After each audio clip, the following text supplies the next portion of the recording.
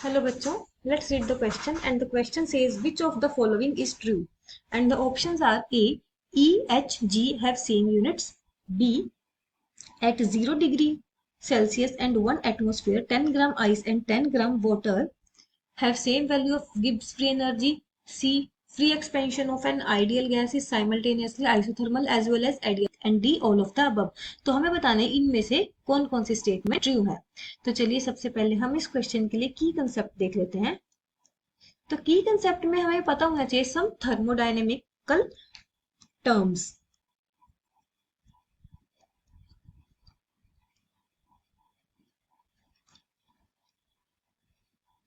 like first internal energy,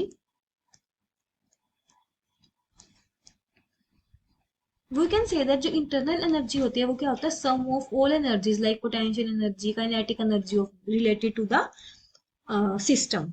सो हम इसे denote करते हैं ई से, कैपिटल ई से, एंड ई की यूनिट जो होती है are same as work done because from first law of thermodynamics E equals to Q plus W.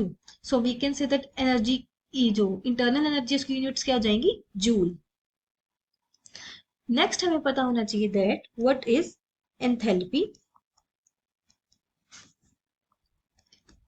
Enthalpy को हम कैसे डिफाइन कर सकते हैं? It is the heat change at constant pressure. तो कांस्टेंट प्रेशर पे जो हीट चेंज होता है उसे हम एंथैल्पी कहते हैं, डिनोटेड बाय कैपिटल एच। और एंथैल्पी का फॉर्मूला क्या होता है? Internal energy plus P V. So we can say that जो एंथैल्पी है उसकी भी यूनिट्स क्या होंगी as same to work done and internal energy. So हम कह सकते हैं जो एंथैल्पी की यूनिट्स है वो भी क्या हो जाएगी जूल। नेक्स्ट हमें पता होना चाहिए what is Gibbs free energy, denoted by capital G. तो गिब्स फ्री एनर्जी क्या होता है? It is capacity of a system to do work. So we can say that Gibbs free energy is measure of capacity of a system to do work. So यहां से हमें पता चलेगा जो G है, G का फॉर्मूला क्या होता है? U plus P we. यहाँ पे U क्या है हमारी? Minus T S. यहाँ पर U क्या है? Internal energy. P क्या है? Pressure. V is volume, T is temperature and S is entropy. So यहाँ से हमें पता चलता है कि जो G की यूनिट्स है वो भी किसकी यूनिट्स है? वर्क की। तो जो G है उसकी भी क्या यूनिट होगी? Joule. So we can say that E, H and G have same units. So statement A is correct. Next statement में हमें गिवन है कि at 0 degree celsius and 1 atmosphere 10 gram of ice and 10 gram of water have same value of Gibbs free energy. तो पहले हम देख लेते हैं कि गिब्स फ्री एनर्जी का फॉर्मूला क्या होता है। अभी हमने लिखा था that delta G equals to H minus T delta S. और यहाँ पे एच क्या होता है? H is equal to E plus P V. Okay, और we can say that dH is equal to DE plus P dV। So यहाँ पर हमें क्या गिवन है? टेम्परेचर सेम गिवन है, टेम्परेचर सेम गिवन है, प्रेशर सेम गिवन है। अगर प्रेशर सेम गिवन है तो हमारे पास एंथैल्पी की वैल्यू क्या हो जाएगी? सेम, क्योंकि जो एंथैल्पी होती है वो क्या होता है? Heat change at constant pressure. तो यहाँ पे H की वैल्यू सेम हो जाएगी। अब यहाँ पे H की वैल्यू सेम है, टेम्परेचर की वैल्यू सेम है। अब डिपेंड करता है कि डेल्टा एस की वैल्यू सेम होगी या नहीं, तभी हम बता सकते हैं कि डेल्टा जी सेम होगा या नहीं। तो यहाँ पे हम पता है जो एंट्रोपी है, एंट्रोपी का फॉर्मूला क्या होता है? Q by T. Q is heat and T is temperature. तो हमें यहाँ टेम्परेचर क्या गिवन है? कांस्टेंट गिवन है। Also so we can say that जो एंट्रोपी है वो भी क्या हो जाएगी? सेम।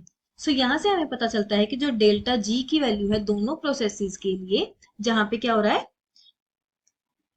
जहां पे हमारे पास एक तो आइस है और वाटर है, तो डेल्टा जी की जो वैल्यू है दोनों के लिए क्या हो जाएगी? Same. So we can say that option B is also correct.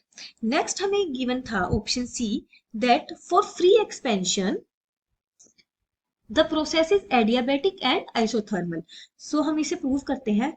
So for free expansion हमें ये याद रखना होता है कि वर्क डन की वैल्यू फ्री एक्सपेंशन के लिए 0 होती है। सो फॉर फ्री एक्सपेंशन जो वर्क डन की वैल्यू होती है वो क्या होती है 0। अब फर्स्ट लॉ ऑफ थर्मोडायनेमिक्स के अकॉर्डिंग हमें पता है that delta E equals to Q plus W. यहाँ डेल्टा ई क्या है, चेंज इन इंटरनल एनर्जी। तो अगर हम एडियाबैटिक की बात करें, एडियाबैटिक प्रोसेस की बात करें, एडियाबैटिक प्रोसेस का मतलब जहां पे हीट ना तो अंदर आ रही है ना बाहर जा रही है, तो मतलब क्यू क्या हो जाएगा वहां पर 0। अब क्यू 0 हो गया, वर्क डन 0 होता ही है फ्री एक्सपेंशन में, तो यहाँ पे डेल्टा ई भी क्या हो जाएगा 0, क्योंकि delta E Q plus W था। नेक्स्ट अगर हम आइसोथर्मल प्रोसेस की बात करें, आइसोथर्मल में क्या होता है, टेम्परेचर कांस्टेंट है, टेम्परेचर कांस्टेंट, तो डेल्टा यू भी क्या हो जाएगा, डेल्टा ई भी क्या हो जाएगा 0, क्योंकि जो इंटरनल एनर्जी है इज डिपेंडेंट ऑन टेम्परेचर। सो जो इंटरनल एनर्जी है वो किस पे डिपेंड करती है, टेम्परेचर। सो आइसोथर्मल में टेम्परेचर क्या रहता है, कांस्टेंट, टेम्परेचर कांस्टेंट, तो डेल्टा ई भी क्या हो जाएगा 0। अब डेल्टा ई 0 हो गया, तो अगर हम यहाँ पे फर्स्ट लॉ वाली इक्वेशन में वैल्यू पुट करेंगे डेल्टा ई 0, तो यहाँ पे क्यू भी क्या आ जाएगा 0। सो हम ये कह सकते हैं कि जो फ्री एक्सपेंशन है is accompanied by adiabatic as well as isothermal process. So यहाँ पर हमारी तीनों स्टेटमेंट्स क्या हुई है, true. So we can say that the correct answer for this option question is option D. Hope you find your answer and understood it well. Best of luck.